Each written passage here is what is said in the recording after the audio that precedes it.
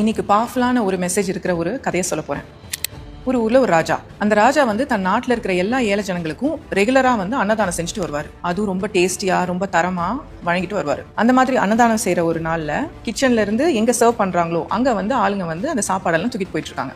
அந்த டைம்ல பக்கத்துல இருக்க காட்டுல வந்து ஒரு பாம்பை வந்து பிடிச்சிட்டு ஒரு கழுகு மேல பறக்குது. பாம்புல இருந்து ஒரு துளி விஷம் வந்து பாயச பானையில வந்து விழுந்துடுது. இதை யாருமே கவனிக்கல. சோ இந்த பானையில இருந்து சாப்பிட்ட நூற்றுக்கணக்கான ஆளுங்க வந்து இறந்து போயிடுறாங்க. இந்த இன்சிடென்ட்க்கு அப்புறம் வந்து யமலோகத்துல வந்து சித்ரகுப்தர் வந்து யம தர்மராஜா கிட்ட கேட்கிறாரு, இந்த பாவ கணக்கை நான் யார் மேல எழுதட்டும்? ராஜா மேலையா, கழுகு மேலையா, இல்ல இந்த பாம்பு மேலையான்னு? அப்ப யம தர்மராஜா சொல்றாரு, ராஜா நல்ல இன்டென்ஷன்ஸோட தான் செஞ்சாரு, அவருக்கு இது நடந்ததே தெரியாது, அதனால இந்த கணக்கை அவர் மேல எழுத முடியாது.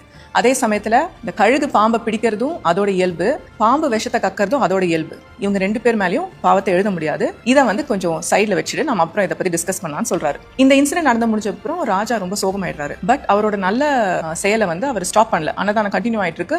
இன்னும் கேர்ஃபுல்லா எல்லாத்தையும் ப்ராப்பரா மூடி அந்த மாதிரி நல்லபடியா செஞ்சுட்டு வராரு. கொஞ்ச நாள் கழிச்சு இந்த மாதிரி ஒரு அன்னதான டே அன்னைக்கு வந்து பக்கத்து ஊர்ல இருந்து கொஞ்சம் பேர் வந்து சாப்பாடு சாப்பிடறதுக்காக நடந்து வராங்க அந்த மெயின் ரோட்ல. அங்க ரெண்டு பேர் உட்காந்துட்டு இருக்காங்க. உட்காந்துட்டு இவங்க வழி கேட்கறாங்க, ராஜா சாப்பாடு போடுறாரு, அந்த இடம் எங்கன்னு. உடனே அவங்க சிரிக்கிறாங்க, என்ன உனக்கு சாவுனா உனக்கு ரொம்ப ஆசையா அப்படின்னு கேட்கறாங்க. ஏன் என்னங்க சொல்றீங்க?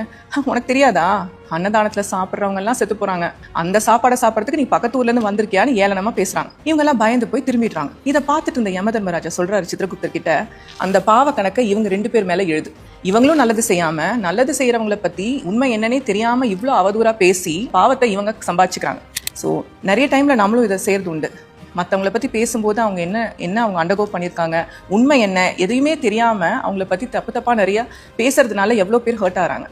I think the story is a very powerful answer to all of them.